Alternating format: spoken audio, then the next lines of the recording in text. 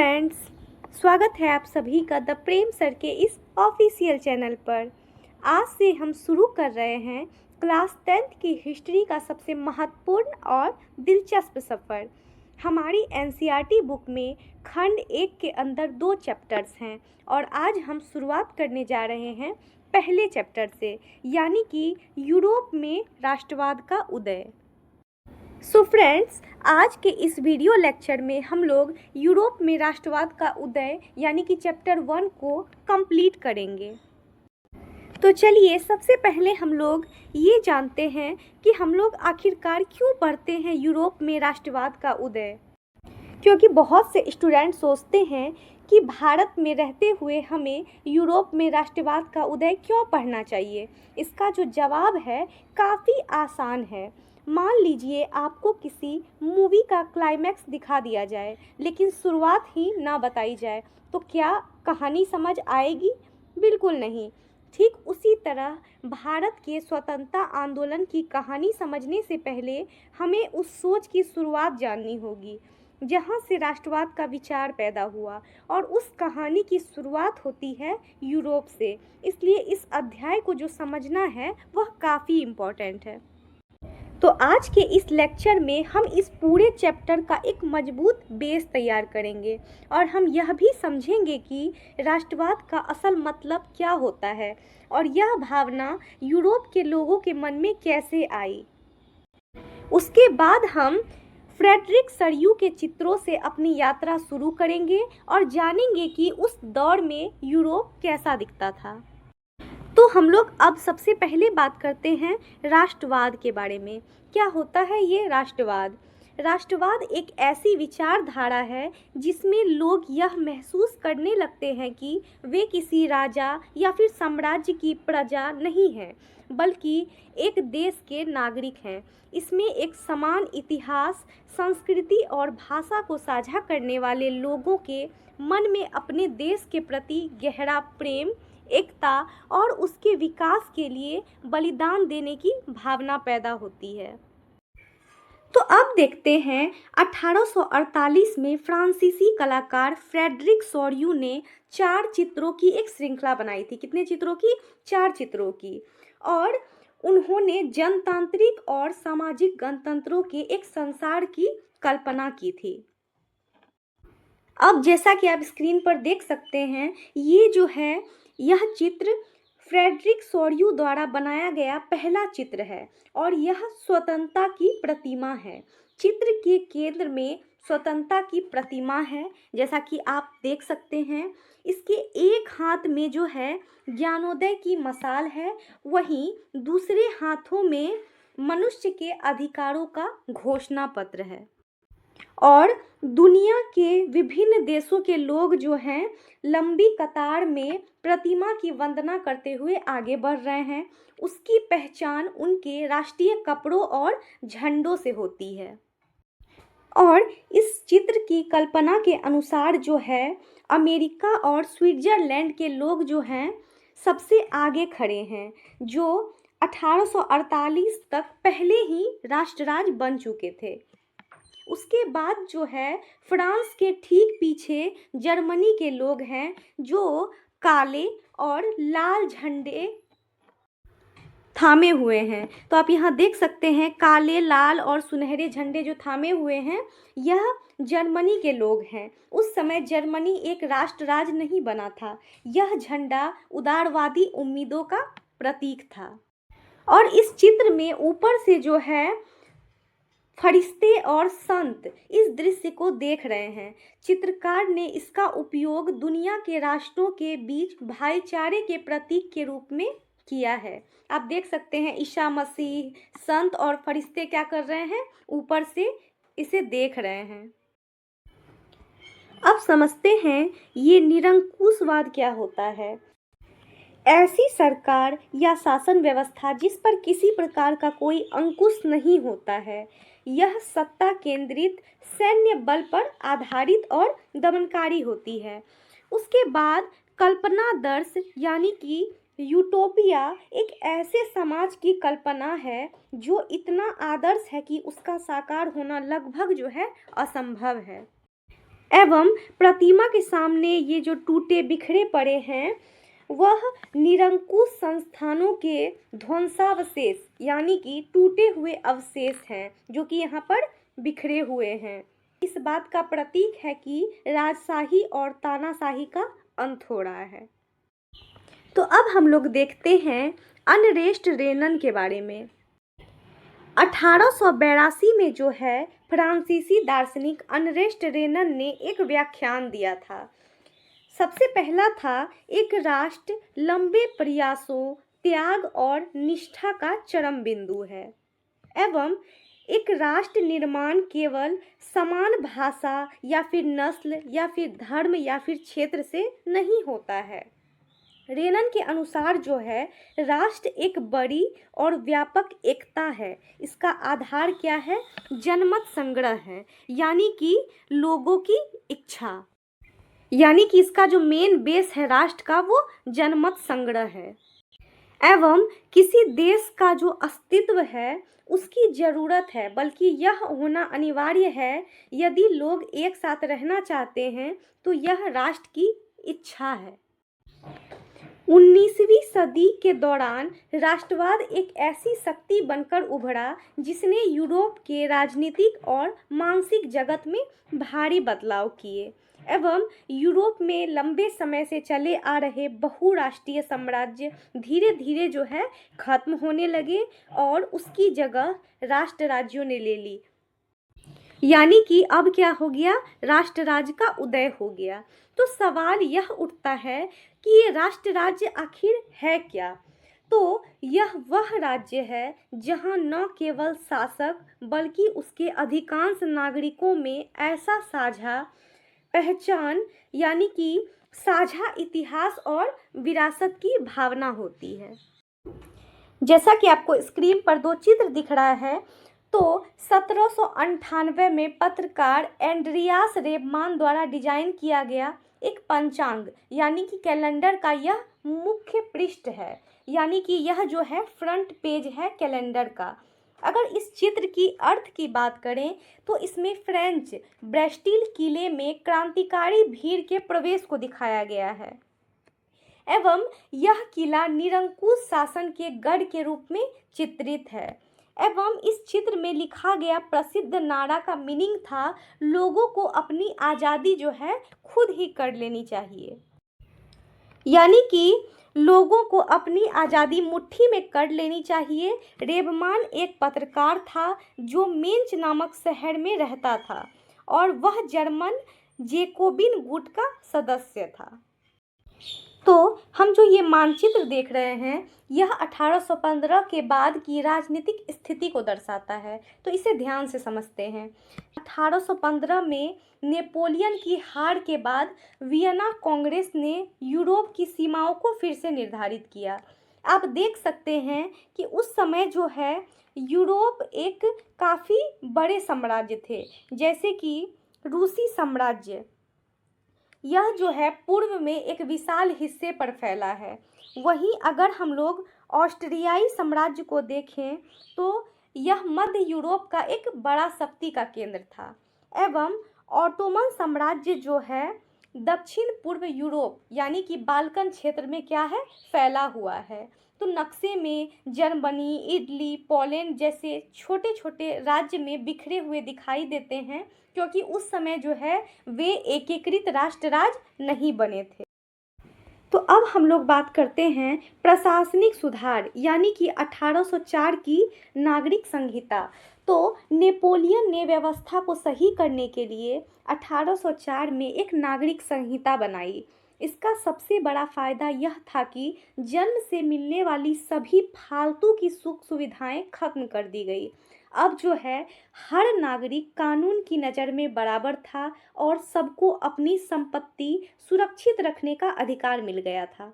गांव के किसानों को उन पुराने बंधनों और जमींदारी टैक्स से आज़ादी मिली जो कि उन्हें क्या कर रहे थे, परेशान कर रहे थे।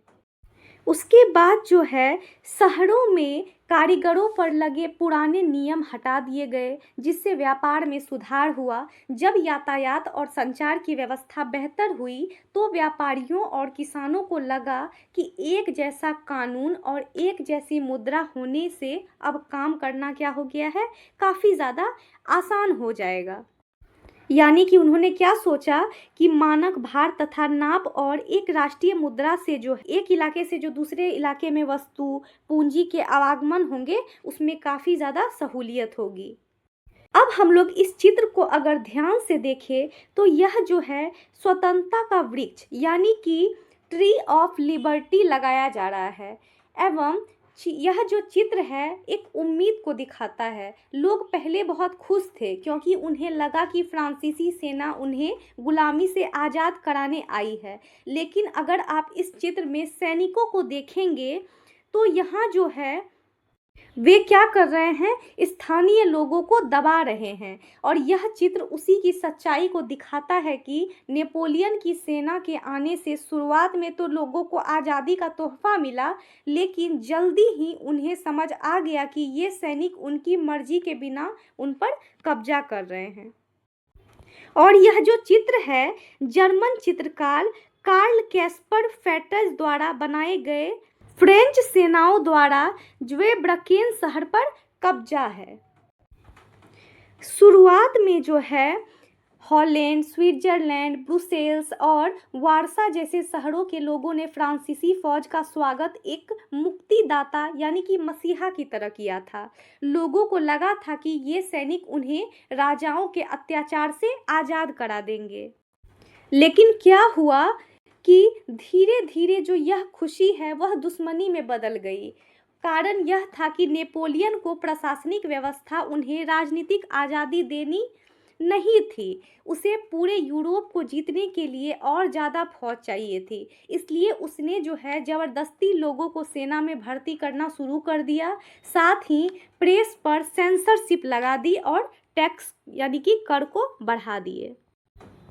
अब हम लोग देखते हैं चित्र 5 को, तो यह जो है 1813 की लड़ाई के बाद की स्थिति को दर्शाता है। यहाँ जो है नेपोलियन को एक डाकिया के रूप में दिखाया गया है। यह जो है नेपोलियन है और इसको जो है क्या किसके रूप में दिखाया गया है, एक डाकिया के रूप में दिखाया गया है जो वापस भाग रहा है। उसके झोले से जो चिट्ठियाँ गिर रही है उन इलाकों के नाम लिखे हैं उसमें जो उसने जीते थे। यह इस बात का सबूत है कि नेपोलियन के हारने के साथ ही उसके द्वारा छीने गए इलाके भी उसके हाथों से निकलते जा रहे हैं। और यह जो चित्र है उसके साम्राज्य के पतन का सबसे आसान उदाहरण है। तो यह इमेज कब का है, जब नेपोलियन को 1813 में लाइप्जिग की लड़ाई हारकर फ्रांस लौटते हुए डाकिया के रूप में दर्शाया गया था। तो आखिरकार लोगों को यह समझ आ गया कि नेपोलियन के सुधार जैसे कि नापतोल के नियम ऊपरी तौर पर तो अच्छे थे, लेकिन ये सब मिलकर उस राजनीतिक नुकसान की भरपाई नहीं कर सकते थे जो उसने लोगों पर थोपा था। प्रशासन को व्यवस्थित करने के नाम पर उसने जीत की तरह सेंसरशिप, जबरन भर्ती की नीतियां अपनाई थी। उससे लोग परेशान हो गए थे। संक्षेप में अगर हम इसको समझें तो लोगों को यह समझ आ गया था कि नेपोलियन के प्रशासनिक सुधारों के फायदे बहुत छोटे थे, जबकि उसकी तानाशाही और राजनीतिक पाबंदियां जो थी बहुत ज़्यादा बड़ी थी। तो अब हम लोग आते हैं यूरोप में राष्ट्रवाद का निर्माण। तो 18वीं सदी के मध्य में यूरोप को अगर हम लोग देखें तो आज के जैसा कोई राष्ट्र राज नहीं था। उस समय यूरोप छोटे छोटे राजाओं के शासन वाले इलाकों में बटा था।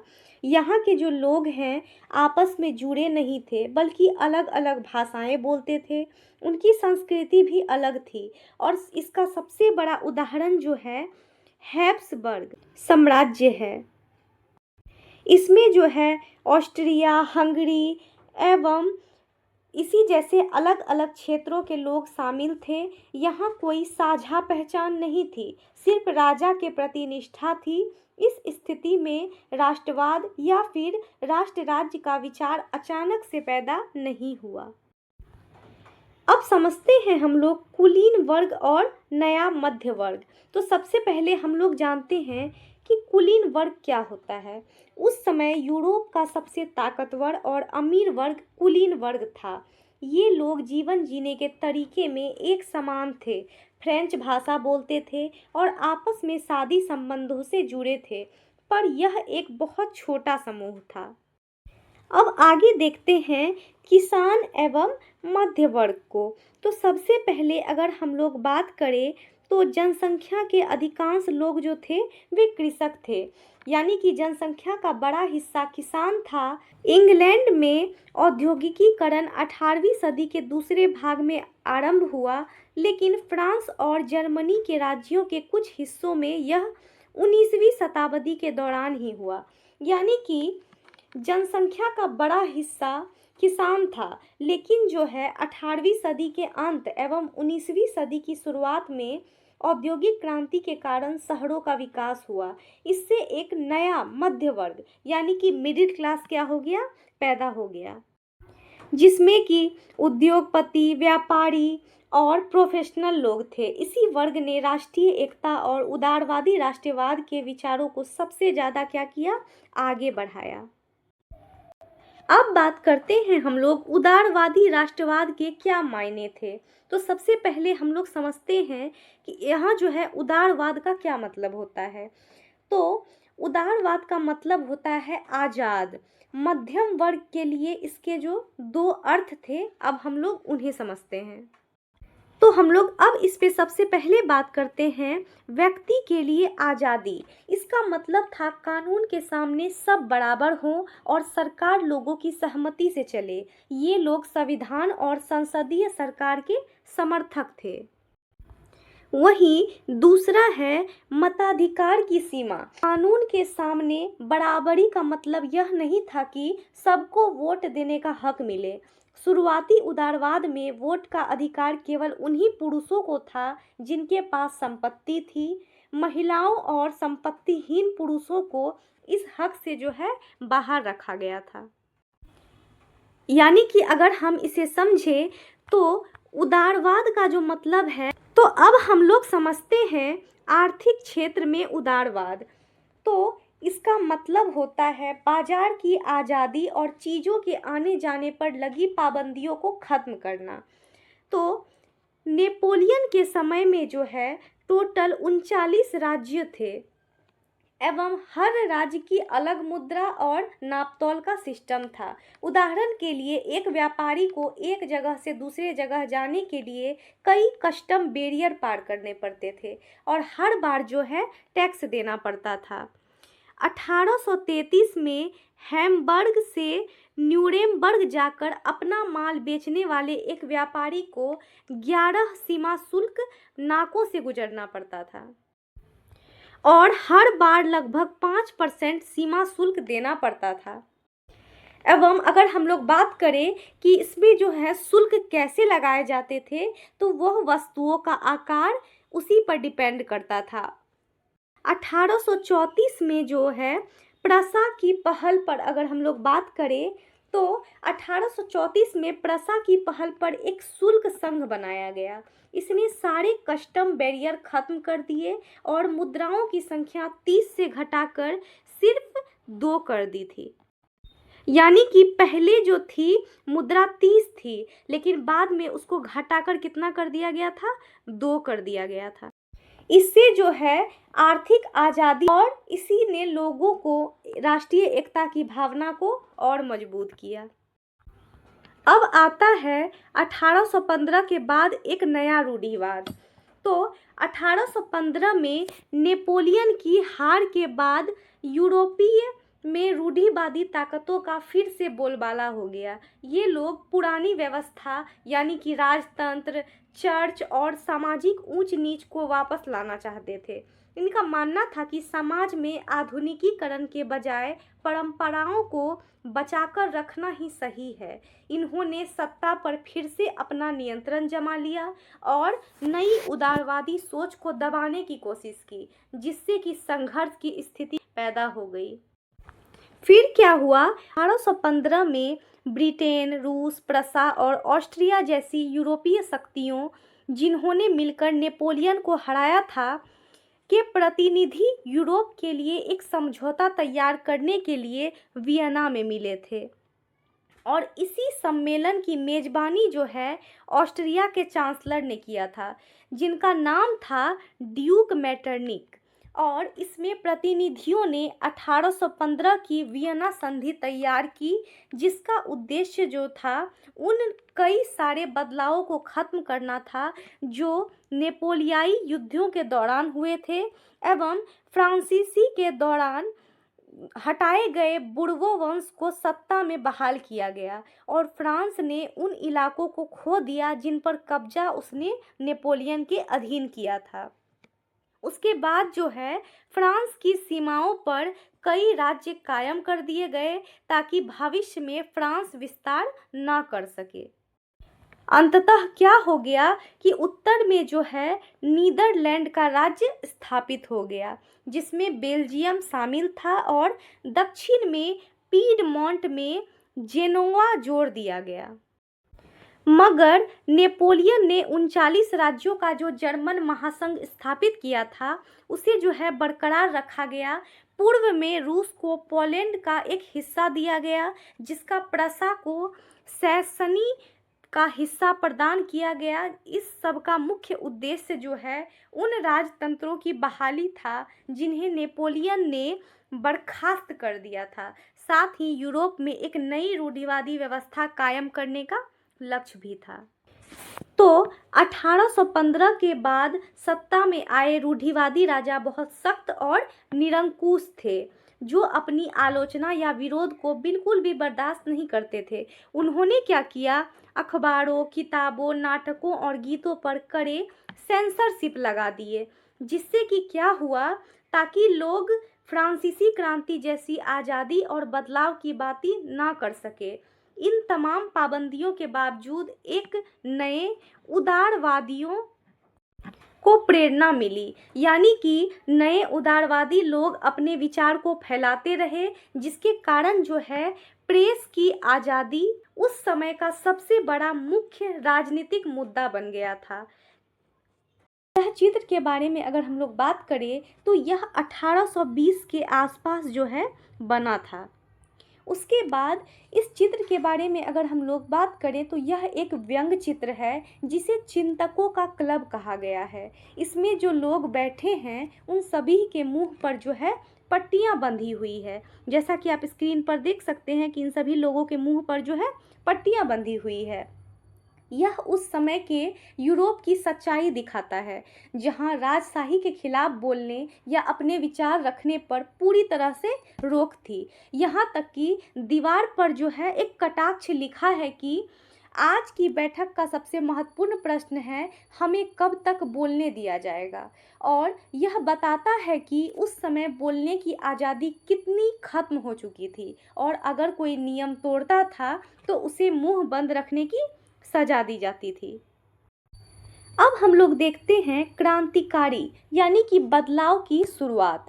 अब जो है 1815 के बाद स्थिति को समझते हैं। उस समय यूरोप में राजाओं को इतना डर था कि जो लोग आज़ादी की बात करते थे, यानी कि उदारवादी, राष्ट्रवादी, उन्हें छिपकर काम करना पड़ा। क्रांतिकारी बनने का मतलब ही उस राजतंत्र को चुनौती देना था जो वियना कांग्रेस के बाद फिर से ताकतवर हो गया था। इन लोगों का मानना था कि अगर आज़ाद होना है तो अपनी सरकार और राष्ट्रराज बनना ही होगा। इसीलिए पूरे यूरोप में गुप्त संगठन बनने लगे और ये संगठन छिपकर नए लोगों को ट्रेनिंग देते थे और आज़ादी के विचारों को फैलाते थे। यानी कि ज़्यादातर क्रांतिकारी राष्ट्र राज्यों की स्थापना को जो है इस संघर्ष का अनिवार्य हिस्सा मानते थे। अब हम लोग एक महान क्रांतिकारी के बारे में बात करने जा रहे हैं, ज्यूसेप्पी मैत्सनी। इनका जन्म जो है 1805 में जेनोवा में हुआ था। ये जो थे कार्बोनारी नामक गुप्त संगठन का सदस्य थे। जब वे 24 साल के थे, उन्होंने लिगुरिया में क्रांति करने की कोशिश की, जिसकी सजा के तौर पर उन्हें देश से बाहर निकाल दिया गया। लेकिन मेस्नी रुके नहीं, उन्होंने 2 और गुप्त संगठन बनाए। पहला संगठन था मार्सेई में यंग इटली और दूसरा था बर्न में यंग यूरोप। इन संगठनों ने फ्रांस, इटली, जर्मनी और पोलैंड के उन युवाओं को जोड़ा गया था जो एक जैसी सोच रखते थे। तो मेस्नी का विश्वास था कि ईश्वर की मर्जी के अनुसार राष्ट्र ही मनुष्यों की प्राकृतिक इकाई थी। यानी कि मेस्नी का मानना था कि ईश्वर ने राष्ट्र को मनुष्यों की स्वाभाविक इकाई बनाया है, इसलिए इटली को छोटे छोटे टुकड़ों में नहीं बल्कि एक ही बड़े राष्ट्र में जुड़कर गणतंत्र बनना चाहिए। वे जो थे राजतंत्र को जड़ से खत्म करना चाहते थे। उनकी इसी ताकत और प्रभाव से डरकर जो है ऑस्ट्रिया के चांसलर मेटरनिख ने उन्हें हमारी सामाजिक व्यवस्था का सबसे खतरनाक दुश्मन तक कह दिया था। किसने कहा था? ऑस्ट्रिया के चांसलर मेटरनिख ने। अब हम लोग देखते हैं चित्र 7 को। तो इस चित्र के अंतर्गत हम लोग देखें तो यह चित्र 1833 ईस्वी में मेस्नी के यंग यूरोप संगठन की स्थापना को याद दिलाता है। इसमें मेस्नी को एक नायक की तरह दिखाया गया है जो युवाओं के साथ बैठकर जो है इटली और पूरे यूरोप को आज़ाद कराने और उसे एक गणतंत्र बनाने का सपना देख रहे हैं। यह चित्र उसी संघर्ष की कहानी बताता है जिसे मेस्नी ने जो है अपनी पूरी जिंदगी दी थी। तो अब हम लोग आते हैं क्रांतियों का युग, यानी कि 1830 से 1848 का समय। तो जैसे जैसे यूरोप के राजा अपनी ताकत बढ़ा रहे थे, वैसे वैसे उदारवादी और राष्ट्रवादी लोग उनके खिलाफ विद्रोह करने लगे। यह विद्रोह केवल मजदूरों ने नहीं बल्कि मध्यम वर्ग के पढ़े लिखे लोगों जैसे कि प्रोफेसर, स्कूल अध्यापक, क्लर्क और वाणिज्य व्यापार के लोगों ने शुरू किया था। एवं इस विद्रोह की शुरुआत जो है फ्रांस में जुलाई 1830 में हुआ था, जिन्हें क्रांतिकारियों ने उन राजाओं को सत्ता से उखाड़ फेंका जिन्हें 1815 के बाद वापस लाया गया था। इसकी जगह संवैधानिक राजतंत्र बनाया गया था जिसके अध्यक्ष जो हैं लुई फिलिप था। इसी घटना से प्रेरित होकर ब्रसेल्स में भी विद्रोह हुआ, जिसके बाद नीदरलैंड से अलग होकर बेल्जियम एक स्वतंत्र देश बना। किससे अलग होकर? नीदरलैंड से अलग होकर। उस समय मेटरनिख ने एक बात कही थी, जब फ्रांस छींकता है तो बाकी यूरोप को सर्दी जुकाम हो जाता है। यह एक घटना जो है यूरोप के शिक्षित वर्ग के लिए प्रेरणा बन गई। यूनान 15वीं सदी से ही ऑटोमन साम्राज्य यानी कि मुस्लिम शासन का हिस्सा था। यूनानियों ने 1821 के प्रारंभ में अपनी आज़ादी के लिए संघर्ष शुरू किया। उन्हें पश्चिमी यूरोप के उन लोगों का भी समर्थन मिला जो प्राचीन यूनानी संस्कृति के प्रति सहानुभूति रखते थे। कलाकारों और कवियों ने यूनान को यूरोपीय सभ्यता का पालना बताकर उसके लिए जनमत तैयार किया। यानी कि कवियों और कलाकारों ने क्या किया? यूनान को यूरोपीय सभ्यता का पालना बताया और जो उसके लिए जनमत तैयार किया। अंग्रेजी कवि लॉर्ड बायरन ने जो है इसके लिए धन इकट्ठा किया और खुद युद्ध लड़ने गए, जहां 1824 में बुखार से उनकी मृत्यु हो गई। आखिरकार 1832 की कुस्तुनतुनिया की संधि ने यूनान को एक स्वतंत्र राष्ट्र की मान्यता दे दी। तो हम इसे याद रखेंगे कि 1832 की कुस्तुनतुनिया की संधि ने यूनान को एक स्वतंत्र राष्ट्र की मान्यता दी थी। अब आते हैं हम लोग रोमानी कल्पना और राष्ट्रीय भावना को देखते हैं। राष्ट्रवाद का विकास सिर्फ युद्धों और जमीन जीतने से नहीं हुआ, बल्कि संस्कृति से भी हुआ। कलाकार, कवि और संगीतकारों ने कहानियों, गीतों और कला के जरिए लोगों के मन में राष्ट्र के प्रति भावना पैदा की। इसी आंदोलन को रूमानी यानी कि रूमानी कल्पना कहते हैं। इन कलाकारों और कवियों का मानना था कि विज्ञान और तर्क जो हैं जोर देने के बजाय भावनाओं, कल्पनाओं और अंतर्दृष्टि पर ध्यान देना जरूरी है। उनका लक्ष्य एक ऐसी साझा सांस्कृतिक विरासत खड़ी करना था जिसे लोग अपने राष्ट्र की नींव मान सके। यह हिस्सा बताता है कि कैसे उस दौर में शिक्षा, कला और साहित्य ने लोगों को एकजुट करके राष्ट्रवाद की भावना को मजबूत किया। अब हम लोग इस चित्र नंबर 8 को समझते हैं। फ्रांसीसी चित्रकार यूजीन डालाक्रोआ द्वारा बनाया एक बहुत ही महत्वपूर्ण चित्र है। किसके द्वारा बनाया गया था? यूजीन डेलाक्रोआ के द्वारा। यह एक काफ़ी बड़ा और महत्वपूर्ण चित्र है और यह जो है 1824 की एक दुखद घटना को दर्शाता है, जिसमें तुर्कों ने कियोस द्वीप पर लगभग 20,000 यूनानियों को मार डाला था। डेलाक्रोआ ने इस चित्र में महिलाओं और बच्चों की पीड़ा को बहुत ही गहराई से दिखाया है। उन्होंने चटक रंगों का इस्तेमाल किया ताकि देखने वालों की भावनाएं जागे और वे यूनानियों के प्रति सहानुभूति महसूस करें।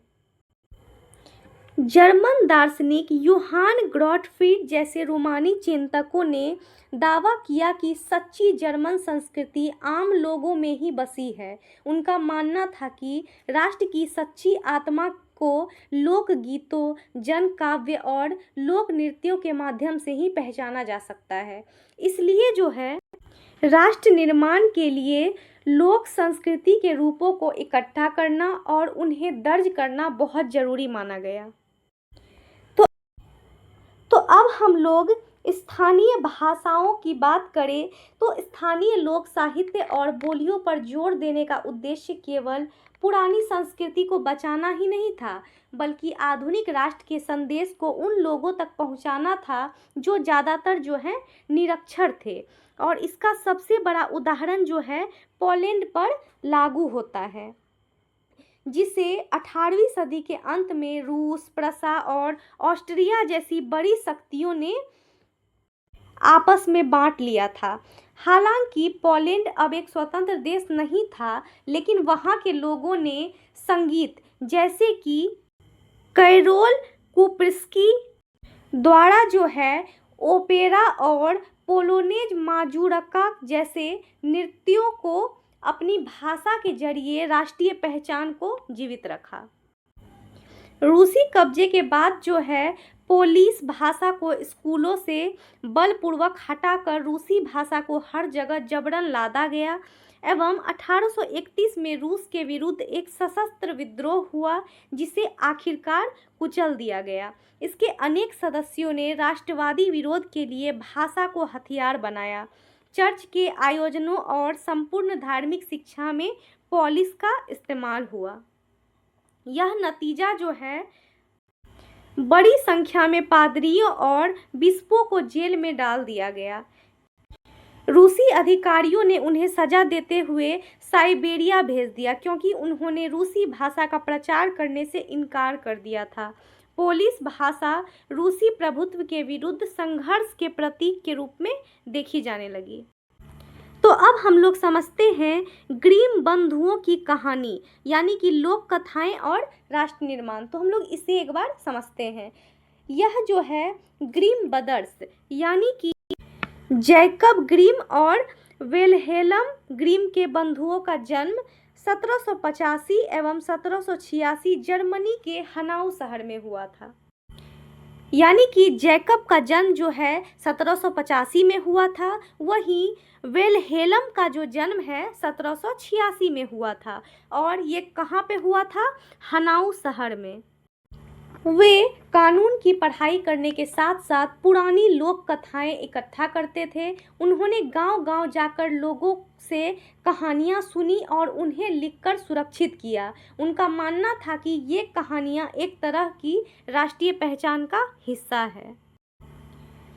1830 का दशक जो था यूरोप में भारी कठिनाइयां लेकर आया था। 1830 का दशक 19वीं सदी के प्रथम भाग में यूरोप में जनसंख्या का जबरन वृद्धि हुआ। ज़्यादातर देशों में नौकरी ढूंढने वालों की तादाद उपलब्ध रोजगार से अधिक थी। नगरों के लघु उत्पादकों को अक्सर इंग्लैंड से आयातित मशीन से बने सस्ते कपड़े से कड़ी प्रतिस्पर्धा का सामना करना पड़ रहा था। इंग्लैंड में औद्योगिकीकरण का स्तर जो है महाद्वीप से ऊंचा था एवं महाद्वीप को यह प्रतिस्पर्धा कपड़ा उद्योग में ज़्यादा झेलनी पड़ रही थी, क्योंकि उसका उत्पादन मुख्यतः घरों और छोटे कारखानों में होता था। खाने पीने की चीज़ों के मूल्य बढ़ने या किसी वर्ष फसल के खराब होने के शहर और गांवों में व्यापक गरीबी फैल जाती थी। यह इमेज जो है कृषक विद्रोह 1848 के समय का है, यानी कि यह विद्रोह कब हुआ था? 1848 में हुआ था और इस विद्रोह का नाम क्या था? कृषक विद्रोह। 1848 का वर्ष यूरोप में भूखमरी और व्यापक बेरोजगारी लेकर आया। खाने पीने की कमी के कारण पेरिस के लोग सड़कों पर उतर आए। जगह जगह अवरोध खड़े कर दिए गए और राजा लुई फिलिप को भागने पर मजबूर होना पड़ा। इसके बाद जो है नेशनल असेंबली ने यानी कि राष्ट्रीय सभा ने जो है गणतंत्र की घोषणा की। 21 वर्ष से ऊपर जो है सभी वयस्क पुरुषों को मताधिकार यानी कि वोट देने का अधिकार दिया गया और काम के अधिकार की गारंटी दी गई। 1848 से पहले 1845 में सिसिलिया के बुनकरों ने ठेकेदारों के खिलाफ विद्रोह कर दिया था। समस्या यह थी कि ठेकेदार उन्हें कच्चा माल तो देते थे, लेकिन तैयार कपड़ों का भुगतान बहुत कम करते थे। बुनकरों की हालत बहुत खराब थी। 4 जून को दोपहर 2 बजे बुनकरों की भीड़ ठेकेदार की कोठी पर पहुंची और अधिक मजदूरी की मांग की। जब उनकी बात नहीं मानी गई और उनके साथ दुर्व्यवहार हुआ तो भीड़ ने जबरदस्ती अंदर घुसकर खिड़कियां, फर्नीचर और अन्य सामान तोड़ दिया। उन्होंने भंडार गृह को लूटकर कपड़े फाड़ दिए एवं ठेकेदार अपने परिवार के साथ पड़ोस के गांव भाग गया, लेकिन वहां के लोगों ने उसे शरण देने से इनकार कर दिया। तो इसके बाद क्या हुआ? 24 घंटों बाद जब वह सेना की मदद लेकर वापस आया तो हुए टकराव में 11 बुनकरों को गोली मार दी गई। तो अब हम लोग बात करते हैं उदारवादियों की क्रांति 1848। जब किसान और मजदूर भूख और गरीबी के कारण विद्रोह कर रहे थे, ठीक उसी समय पढ़े लिखे मध्यम वर्ग के उदारवादी भी अपनी क्रांति कर रहे थे। तो फरवरी 1848 की इन घटनाओं ने राजशाही को हिलाकर रख दिया। इसके बाद जो है जर्मनी, इटली, पोलैंड, ऑस्ट्रो-हंगेरियन जैसे शिक्षित वर्ग के लोगों ने राष्ट्र राज्य के निर्माण की मांग की, जिसका आधार जो है संविधान, प्रेस की आज़ादी और संगठन बनाने की आज़ादी जैसे संसदीय सिद्धांत थे। जर्मनी में राजनीतिक संगठनों ने मिलकर एक सर्व जर्मन नेशनल असेंबली के पक्ष में मतदान किया। 18 मई 1848 को 831 निर्वाचित प्रतिनिधि फ्रैंकफर्ट संसद में पहुंचे और एक जर्मन राष्ट्र के लिए संविधान का प्रारूप तैयार किया। उन्होंने प्रसा के राजा फ्रेडरिक विल्हेम चतुर्थ को ताज पहनाने की पेशकश की, लेकिन उसने इसे अस्वीकार कर उन राजाओं का साथ दिया जो निर्वाचित सभा के विरोधी थे। अंततः क्या हुआ? संसद की सामाजिक आधार कमजोर हो गई, क्योंकि इसमें मध्यम वर्ग का प्रभाव अधिक था और उन्होंने मजदूरों और कारीगरों की मांगों का विरोध किया था। अंत में सेना की मदद से इस असेंबली को जो है भंग कर दिया गया। उदारवादी आंदोलन में महिलाओं ने बढ़ चढ़कर भाग लिया था। उन्होंने अपने राजनीतिक संगठन बनाए, अखबार शुरू किए और राजनीतिक बैठकों में हिस्सा लिया। इसके बावजूद फ्रैंकफर्ट संसद के चुनाव के दौरान महिलाओं को मताधिकार से वंचित रखा गया। अब हम लोग एक बार नारीवाद को समझते हैं। यह जो है पुरुष और महिला को सामाजिक, आर्थिक और राजनीतिक समानता की सोच के आधार पर महिलाओं के अधिकारों और हितों का बोध है। उदारवादी राजनीतिज्ञ कार्ल वेलकर जो हैं, उनका विचार है कि महिलाएं परिवार के लिए बनी हैं, जबकि लुइजे ओटो पीटर्स इनका मानना है कि महिलाएं कार्यकर्ताओं ने इनका कड़ा विरोध किया और तर्क दिया कि स्वतंत्रता पुरुषों और महिलाओं दोनों का अविभाज्य अधिकार है। इस तरह जो है 1848 की क्रांतियां पूरी तरह से सफल तो नहीं रही, लेकिन इन्होंने पुरानी राजशाही व्यवस्था को हिला दिया और भविष्य के लिए राष्ट्रवाद की नींव मजबूत कर दी। अब हम लोग इस चित्र को समझते हैं। यह सेंट पॉल चर्च में आयोजित फ्रैंकफर्ट संसद का एक समकालीन चित्र है। ध्यान देने वाली बात यह है कि ऊपर की दर्शक दीर्घा में महिलाओं को केवल एक प्रेक्षक के तौर पर खड़ा किया गया है। आप यहाँ इमेज में देख सकते हैं कि महिलाओं को कैसे बस एक देखने के तौर पर यहाँ पे महिलाओं को क्या किया गया है, खड़ा किया गया है। महिलाओं को बैठने या फिर वोट देने का अधिकार नहीं दिया गया था। यह जो है उस समय की कड़वी सच्चाई थी कि उदारवादी आंदोलनों में भाग लेने के बावजूद महिलाओं को राजनीतिक अधिकारों से दूर रखा गया है। जैसा कि आप इमेज से अच्छे से देख सकते हैं कि कितना डिफरेंसेस हो रहा है यहाँ पर पुरुष और महिलाओं में।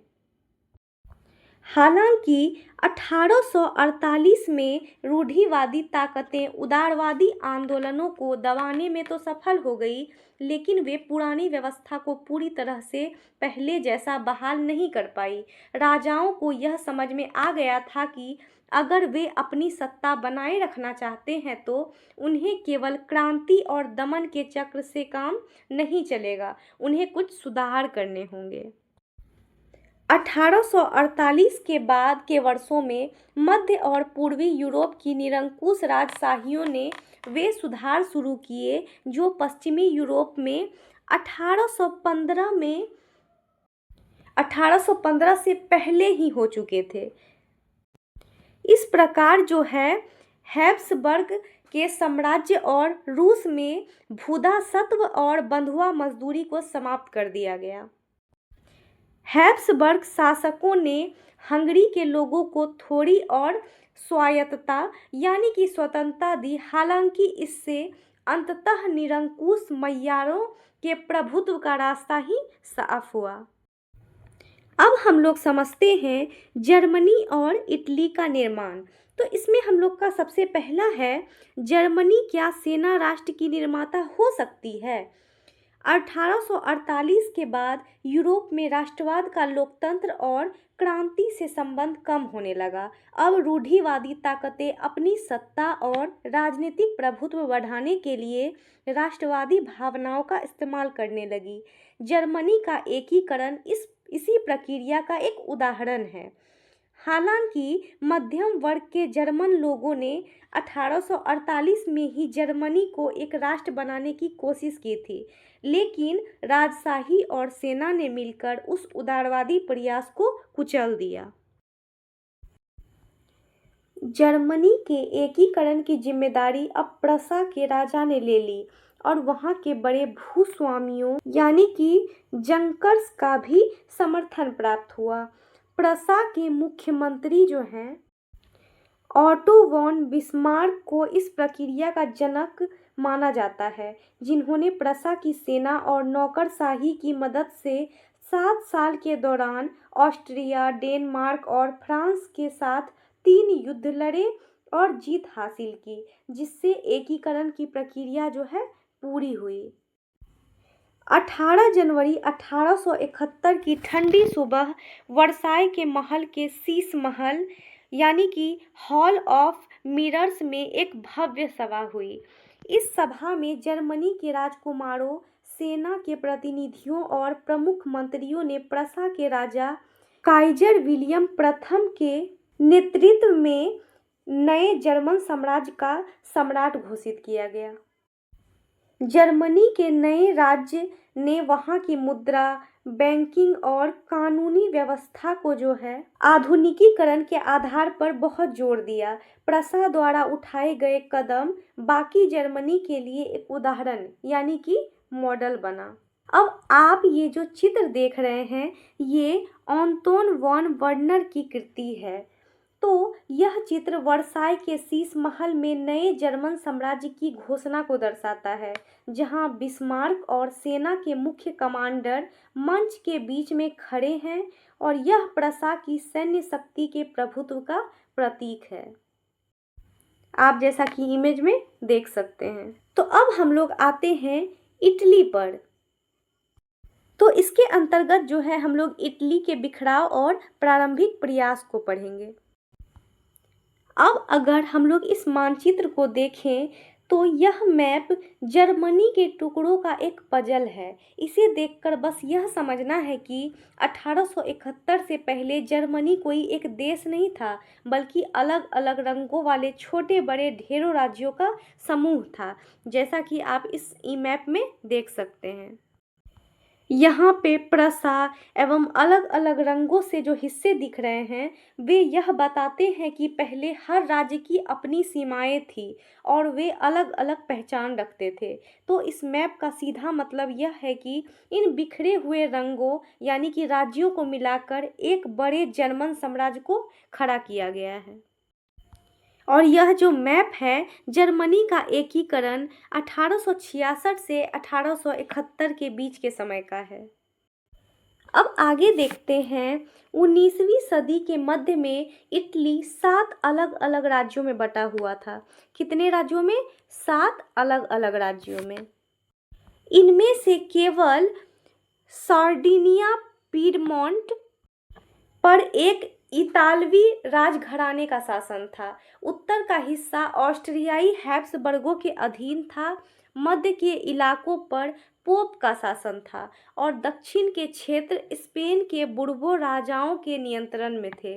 उस समय तक जो था इतालवी भाषा ने कोई भी साझा रूप हासिल नहीं किया था, यानी कि उत्तरी भाग जो है ऑस्ट्रियाई हैब्सबर्गों एवं मध्य इलाकों पर पोप, दक्षिण क्षेत्र में स्पेन के बुर्बो राजाओं, यह जो थे राजाओं के नियंत्रण में थे। 1830 के दशक में ज्यूसेप्पे मेत्सनी ने यंग इटली के जरिए एक एकीकृत गणतंत्र बनाने की कोशिश की थी, लेकिन 1831 और 1848 के विद्रोह असफल रहे। 1848 के बाद जो है पूरी जिम्मेदारी सार्डिनिया पीडमोंट के शासक विक्टर इमैनुएल द्वितीय के हाथों में आ गई थी। उनके मंत्री प्रमुख कावूर ने एकीकरण के आंदोलन का नेतृत्व किया। कावूर न तो क्रांतिकारी था और न ही लोकतंत्र में विश्वास रखने वाला, लेकिन वह एक चतुर कूटनीतिज्ञ था। उसने फ्रांस के साथ एक कूटनीतिक संधि की, जिसकी मदद से सार्डिनिया पीडमोंट 1859 में ऑस्ट्रियाई सेनाओं को हराने में कामयाब रहा। नियमित सैनिकों के अलावा जुसेप्पे गैरिबाल्डी के नेतृत्व में भारी संख्या में सशस्त्र स्वयंसेवकों ने इस युद्ध में हिस्सा लिया। 1860 में ये लोग दक्षिण इटली और 2 सिसिलियों के राज्य में प्रवेश कर गए और स्थानीय किसानों का समर्थन पाकर स्पेनिश शासकों को वहां से हटने में सफल रहे। अंत में 1861 में विक्टर इमैनुएल द्वितीय को जो है एकत्रित इटली का राजा घोषित किया गया। एक काफ़ी ज़्यादा इम्पॉर्टेंट बात, इटली के अधिकांश निवासी जो थे, इटली के अधिकांश निवासी कैसे थे? अनपढ़ थे और उदारवादी राष्ट्रवादी विचारों से पूरी तरह से अनजान थे। दक्षिण इटली के किसान जिन्होंने गैरीबॉल्डी का समर्थन किया था, उन्होंने ला तालिया के बारे में कभी नहीं सुना था। किसके बारे में? ला टालिया के बारे में। और वे यह मानते हैं कि विक्टर इमैनुअल की पत्नी का नाम है। यानी कि वो लोग क्या सोचते हैं कि ला टालिया जो है विक्टर इमैनुअल की पत्नी थी। अब समझते हैं ब्रिटेन की अजीब दास्तान। ब्रिटेन में राष्ट्र राज्य का निर्माण अचानक किसी क्रांति या उथल पुथल का परिणाम नहीं था, बल्कि यह एक लंबी चलने वाली प्रक्रिया थी। 18वीं सदी के पहले जो है यह ब्रिटिश राष्ट्र अस्तित्व में ही नहीं था, लेकिन ब्रिटिश द्वीपों के मुख्य निवासी अंग्रेज, वेल्स, स्कॉट या फिर आयरिश थे, जिनकी अपनी अलग सांस्कृतिक और राजनीतिक पहचान थी। जैसे जैसे आंग्ल राष्ट्र यानी कि इंग्लैंड की शक्ति और धन में वृद्धि हुई, उसने अन्य द्वीपों पर अपना प्रभुत्व बढ़ाना शुरू किया। 1688 में आंग्ल संसद ने राजतंत्र से सत्ता छीन ली, जिसके माध्यम से एक राष्ट्र राज्य का निर्माण हुआ। उसके बाद जो है 1707 यानी कि एक्ट ऑफ यूनियन की बात करें तो इंग्लैंड और स्कॉटलैंड के बीच हुए इस समझौते ने United kingdom of great Britain का गठन हुआ, जिसका वास्तविक अर्थ यह था कि इंग्लैंड ने स्कॉटलैंड पर अपना प्रभुत्व जमा लिया। एक ब्रितानी पहचान के विकास का अर्थ यह हुआ कि स्कॉटलैंड की खास संस्कृति और राजनीतिक संस्थानों को योजनाबद्ध तरीके से दबाया गया। यानी कि इसके बाद ब्रिटिश संसद में इंग्लैंड के सदस्यों का दबदबा बढ़ गया और स्कॉटलैंड की विशिष्ट संस्कृति और संस्थानों को योजनाबद्ध तरीके से दबाया गया, यहाँ तक कि स्कॉटिश हाईलैंड के निवासियों को अपनी आज़ादी व्यक्त करने पर कठोर दमन का सामना करना पड़ा।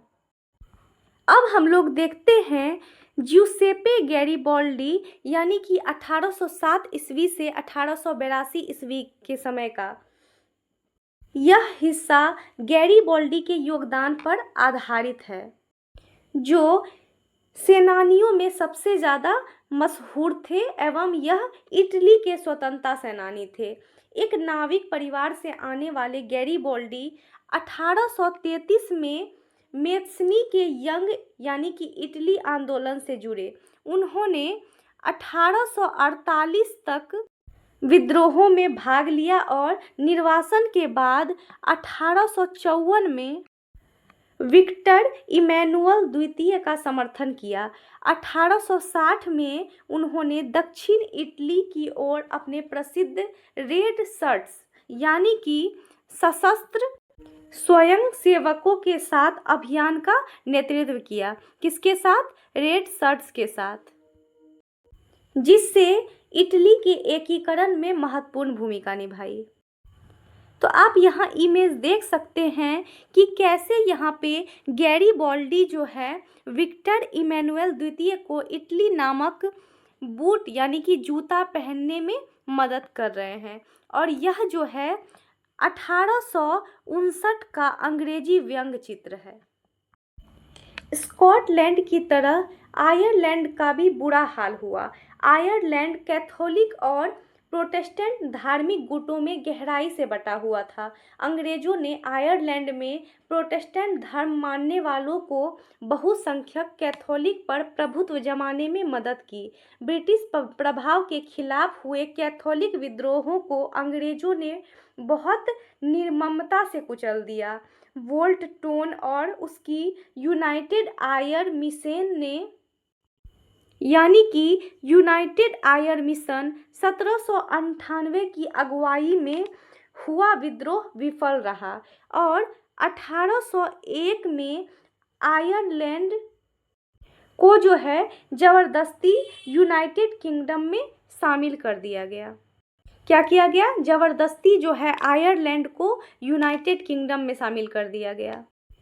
एक नया ब्रिटिश राष्ट्र बनाने के लिए आंग्ल संस्कृति का जमकर प्रचार प्रसार किया गया। ब्रिटेन के नए प्रतीकों जैसे कि ब्रिटिश झंडा यानी कि यूनियन जैक और राष्ट्रीय गान यानी कि गॉड सेव ओवर नोबल को बहुत अधिक बढ़ाया गया। परिणाम यह हुआ कि पुराने राष्ट्र इस नए संघ में केवल एक छोटे सहयोगी बनकर रह गए। और हमने जो यह चित्र देखा था, इसमें जूते का अर्थ इटली है, यानी कि चित्रकार यह दिखाने की कोशिश कर रहा है कि कैसे गैरिबॉल्डी जैसे क्रांतिकारी के संघर्ष और बलिदान के कारण विक्टर इमैनुअल द्वितीय एकीकृत इटली के राजा बन पाए। तो अब हम लोग आते हैं राष्ट्र की दृश्य कल्पना। 18वीं और 19वीं सदी के कलाकारों ने राष्ट्र को एक चेहरा देने के लिए उनका मानवीकरण किया। उन्होंने किसी राष्ट्र को एक व्यक्ति के रूप में चित्रित करने के लिए नारी रूपक का चुनाव किया। यह किसी असल महिला की तस्वीर नहीं थी, बल्कि राष्ट्र के अमूर्त विचारों को एक ठोस रूप देने का प्रयास था। अब हम लोग समझते हैं कि यह रूपक क्या होता है। जब किसी अमूर्त विचार जैसे कि स्वतंत्रता, न्याय, गणतंत्र को किसी व्यक्ति या फिर वस्तु के जरिए व्यक्त किया जाता है तो उसे रूपक कहते हैं। आपको याद होगा कि फ्रांसीसी क्रांति के दौरान कलाकारों ने स्वतंत्रता, न्याय, गणतंत्र जैसे विचारों को व्यक्त करने के लिए नारी रूपक का प्रयोग किया।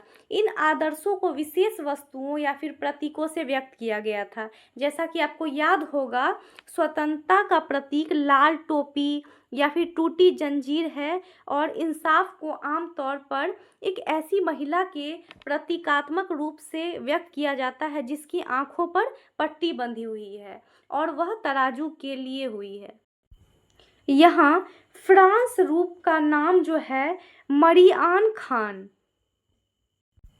क्या रखा गया है? मारियान खान रखा गया है। स्वतंत्रता और गणतंत्र के प्रतीक के तौर पर लाल टोपी, तिरंगा और कलगी का उपयोग किया गया है। मरियान खान की प्रतिमाएं सार्वजनिक चौकों पर लगाई गई ताकि लोग राष्ट्रीय एकता को महसूस कर सके और उसकी छवि सिक्कों व डाक टिकटों पर भी अंकित की गई। इसी तरह जर्मेनिया यानी कि यहाँ नारी रूपक जर्मेनिया बनी। जर्मेनिया अपने सिर पर बलूत यानी कि वृक्ष के पत्तों का मुकुट पहनती है, क्योंकि जर्मन संस्कृति में बलूत वीरता का प्रतीक माना जाता है। जैसा कि आप चित्र 17 में देख सकते हैं कि इसे चित्रकार फिलिप वेट ने 1848 में बनाया था। इस चित्र को सेंट पॉल चर्च की छत पर लटकाया गया था, जहां 1848 में फ्रैंकफर्ट संसद बुलाई गई थी। एवं यहाँ पे कुछ प्रतीक एवं उसके अर्थ दिए गए हैं, जैसे कि टूटी हुई बेड़ियाँ का मतलब होता है आज़ादी मिलना, बाज छाप कवच यानी कि जर्मन साम्राज्य की प्रतीक शक्ति, बलूत पत्तियों का मुकुट यानी कि बहादुरी, तलवार यानी कि मुकाबले की तैयारी, तलवार पर लिपटी जैतून की डाली यानी कि शांति की चाह, काला, लाल और सुनहरा तिरंगा यानी कि 1848 में उदारवादी राष्ट्रवादियों का झंडा, जिसे जर्मन राज्यों के ड्यूकस ने प्रतिबंधित घोषित कर दिया। उसके बाद है उगते सूर्य की किरणें यानी कि एक नए युग का सूत्रपात। तो यह जो है गुण एवं उसके महत्व दिए गए हैं, तो आप इसे अच्छे से याद कर लीजिएगा। अब हम लोग चित्र 18 को समझते हैं।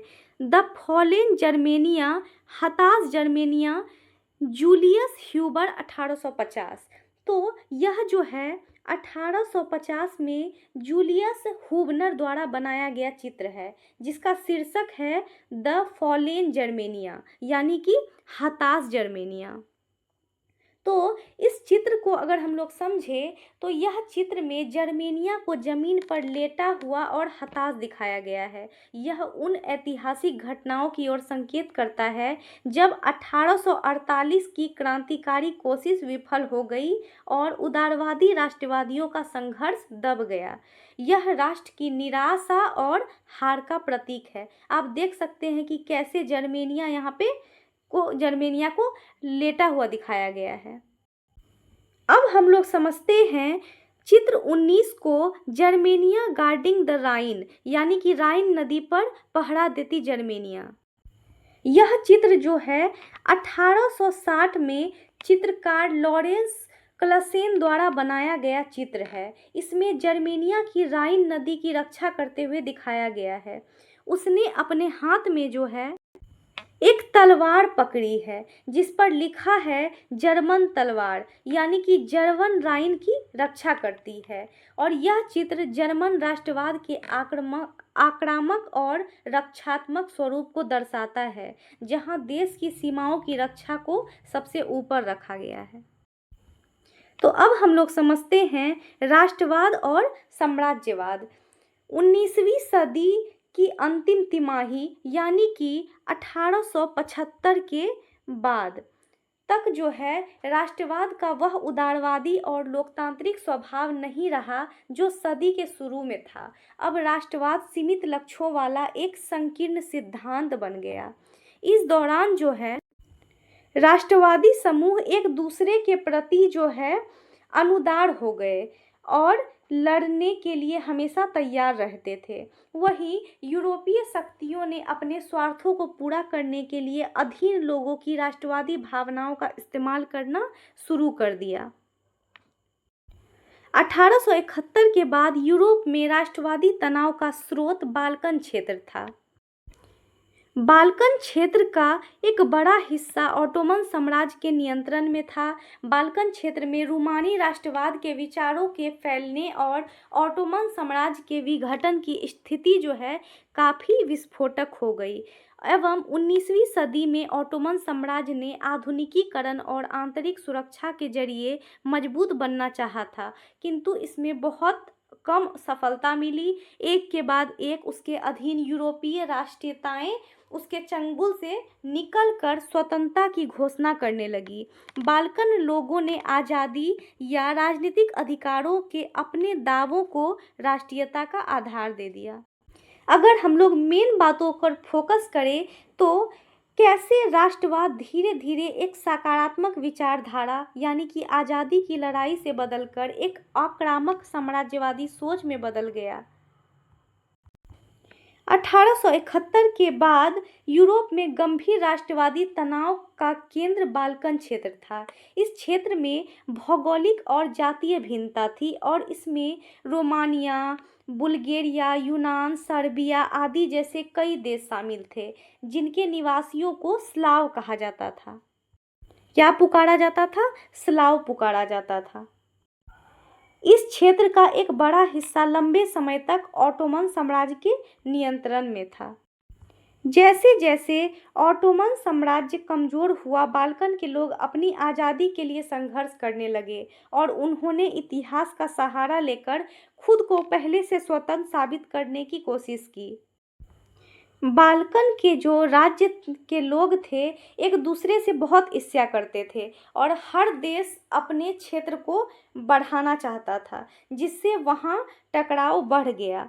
एवं यह क्षेत्र केवल बाल्कन के राज्यों की समस्या तक सीमित नहीं था, बल्कि यहाँ रूस, जर्मनी, इंग्लैंड और ऑस्ट्रो हंगरी जैसी बड़ी यूरोपीय शक्तियों को भी गहरी दिलचस्पी थी। वे व्यापार, नौसैनिक और सैन्य ताकत के लिए इस क्षेत्र पर अपना प्रभाव बढ़ाना चाहती थी। परिस्थितियां और अधिक जटिल इसलिए हो गई क्योंकि बाल्कन क्षेत्र में बड़ी शक्तियों के बीच प्रतिस्पर्धा होने लगी। इस क्षेत्र में इन सभी शक्तियों की प्रतिस्पर्धा ने बाल्कन को युद्ध का अखाड़ा बना दिया। इन आपसी प्रतिद्वंद्विताओं और संघर्षों के कारण इस इलाके में कई युद्ध हुए और अंततः यही परिस्थितियां प्रथम विश्व युद्ध का मुख्य कारण बनी। इस तरह राष्ट्रवाद का वह विचार जो कभी यूरोप को जोड़कर राष्ट्रराज बनाने के लिए था, वहीं अंत में साम्राज्यवाद और युद्धों की विभीषिका में बदल गया।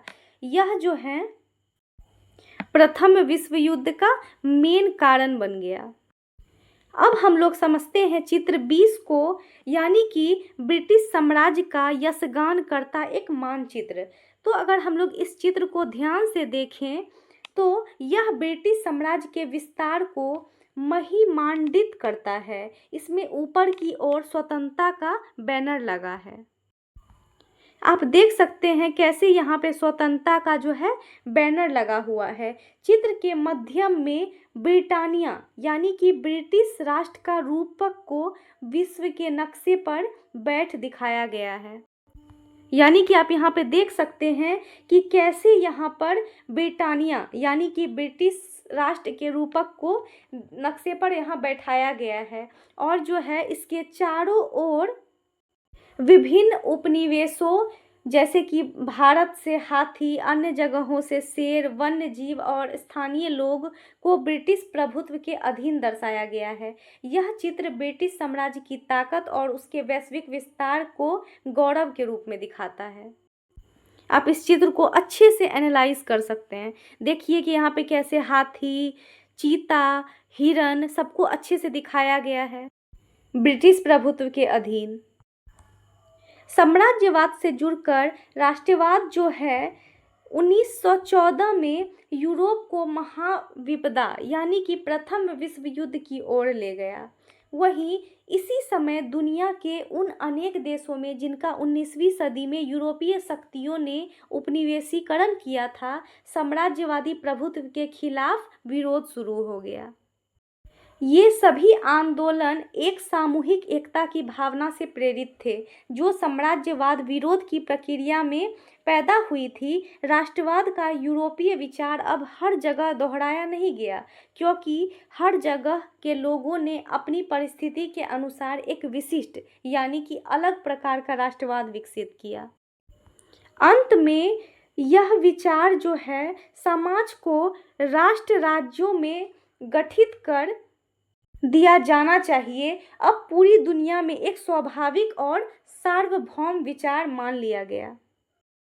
और इसी के साथ जो है हमारा ये चैप्टर ख़त्म होता है और बताता है कि कैसे राष्ट्रवाद एक सकारात्मक भावना से शुरू होकर आक्रामक साम्राज्यवाद तक पहुंचा और अंत में एक वैश्विक विचार बन गया। सो फ्रेंड्स, हमने आज के इस लेक्चर में खंड 1 का चैप्टर 1 कंप्लीट कर लिया है। अब हम लोग मिलते हैं हमारे नेक्स्ट वीडियो में चैप्टर 2 के साथ। अगर आपको मेरा ये वीडियो पसंद आया तो वीडियो को लाइक ज़रूर करें और चैनल को सब्सक्राइब करें। सो मिलते हैं नेक्स्ट वीडियो में मोर इम्प्रूवमेंट, मोर इंटरेस्ट के साथ। Thanks for watching. Like, subscribe and share.